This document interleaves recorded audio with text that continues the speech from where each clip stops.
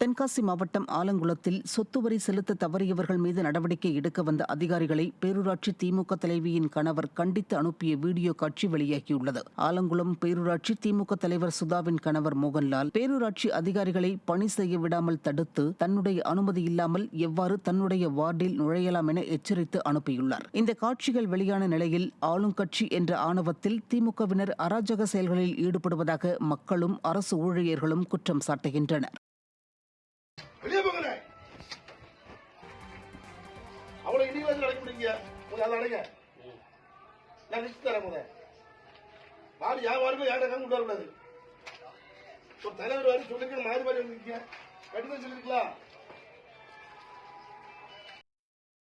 செங்கல்பட்டு மாவட்டம் தாம்பரம் அருகே ஆக்கிரமிப்பில் உள்ள திமுக ஊராட்சி மன்ற தலைவரின் வீட்டை இடிக்க எதிர்ப்பு தெரிவித்து உறவினர்கள் காவல்துறையினருடன் தள்ளுமுள்ளுவில் ஈடுபட்டனர்.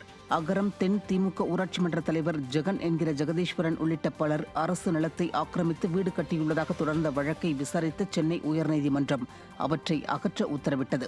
அதன்படி புதன்கிழமை பலத்த போலீஸ் பாதுகாப்புடன் திமுக ஊராட்சி மன்ற தலைவரின் வீட்டை அகற்ற வந்தபோது ஊராட்சி மன்ற தலைவரின் உறவினர்களும் ஆதரவாளர்களும் வீட்டை சூழ்ந்து கொண்டதால் காவல்துறையினருக்கும் அவர்களுக்கும் இடையே தள்ளுமுள்ளு ஏற்பட்டது. திமுக தீய சக்திகள் தாங்கள் செய்யும் குற்றங்களிலிருந்து தப்பிக்க மக்களை பயன்படுத்துவதாக பொதுமக்கள் குற்றம் சாட்டுகின்றனர். திருவண்ணாமலை மாவட்டம் ஆரணியில் விளம்பர முதல்வர் ஸ்டாலின் தேர்தல் அறிக்கையில் கூறியவாறு நெல் கொள்முதல் விலையை உயர்த்தவில்லை என்று விவசாயிகள் குற்றம் சாட்டியுள்ளனர். புடலப்பாடி கிராமத்தில் தமிழ்நாடு தேசிய பசுமை புரட்சி புயல் விவசாயிகள் நலச்சங்கத்தின் 4ஆம் ஆண்டு தொடக்க விழா கூட்டம் நடைபெற்றது.